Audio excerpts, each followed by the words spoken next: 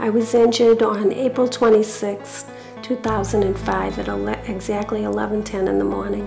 I had gone on my deck. It was a nice sunny day to have a cup of tea out there. And I looked down and there was some vegetation growing up through the floorboards. So I said, well, I'll just pick them out a little bit and trim it up. But what I did is I leaned on the railing and it had weathered. So the railing gave way and I fell 5 feet onto my chin, and that was it. I broke my neck. My injury is a C5, C6.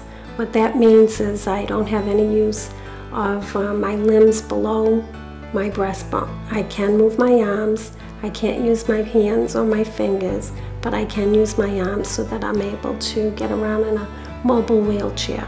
And then also I can, write with my hand with rehab and stuff like that.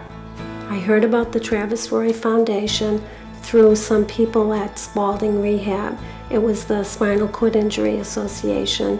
They sent some people in to speak to me, and they gave me some material on what was available, and his grant was one of the things that I read about. When I applied for the Travis Roy Foundation grant, it took me less than a month. I guess I was on the curve of when they look at the grants. So I wrote a cover letter with my application, and I heard about it pretty quick.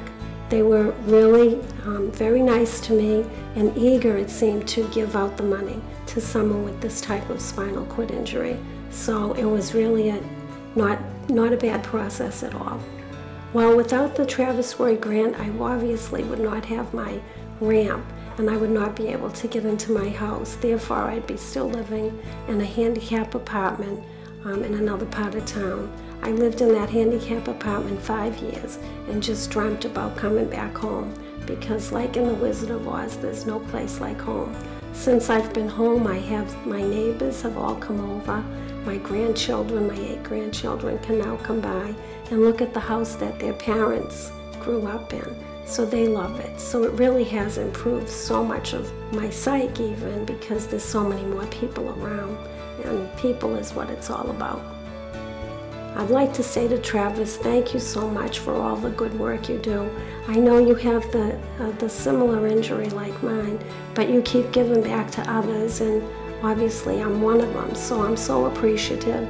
You don't know how much it has given me the stamina to move forward and face the challenges that I have to face. You're like an idol to follow, and I'll always be grateful, and thank you so much for everything. There's one other thing that I'd like to add.